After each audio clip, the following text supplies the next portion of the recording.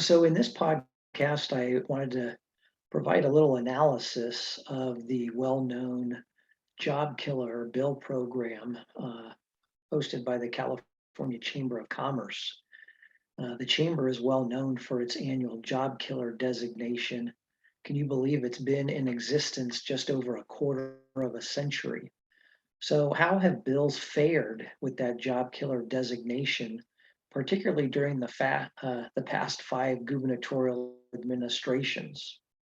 So, I want to look at the job killer program generally and then at the governor final actions.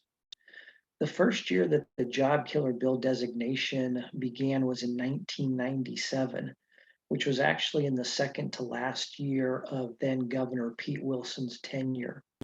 That year, 57 job killer bills were identified, and of those 57 bills, only nine of them made it to Governor Wilson's desk. And not surprisingly, Governor Wilson vetoed all nine of those bills. In this most recent year that job killer bills were identified, which is 2022 and the fourth year of Governor Gavin Newsom's tenure, 19 job killer bills were identified. Of those 19 bills, only two of them made it to the governor's desk, and Governor Newsom signed both of those bills. In only one year, surprisingly, the year 2000, there were no job killer bills identified.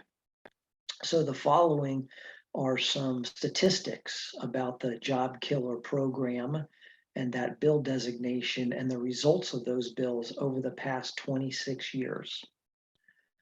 The total number of job killer bills identified over the past 26 years is 824.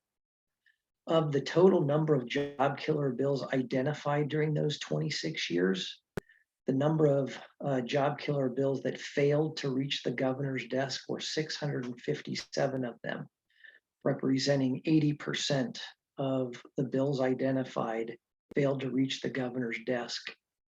So, of the total number identified during the past 26 years, the total that have reached the governor's desk is 167, which is just over 20%, 20.3%.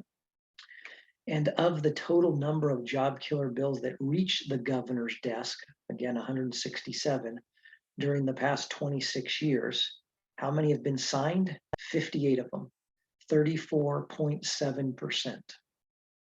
And of the total number of job killer bills that reached the governor's desk in the last just over quarter century, the number that were vetoed is 109, which is 65.3%.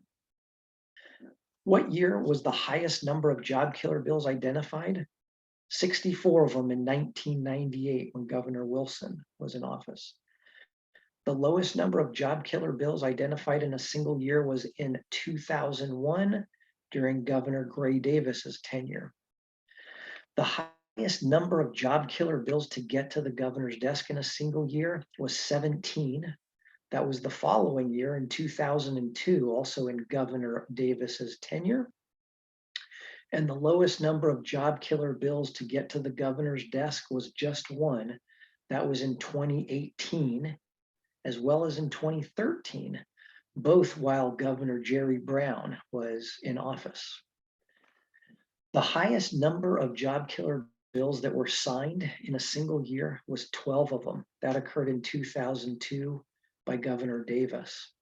The lowest number of job killer bills signed in a single year was, of course, zero. It's happened several times.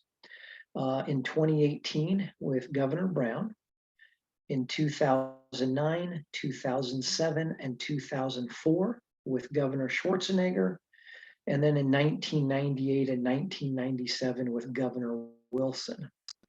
The highest number of job killer bills that were vetoed in a single year was 12, which occurred in 2007 by Governor Schwarzenegger. And the lowest number of job killer bills that were vetoed, of course, is zero, most recently in 2022 by Governor Newsom, but also in 2014 and 2013 by Governor Brown. So that gives you a flavor for the number of bills in the job killer designation and how they have fared over the last 26 years.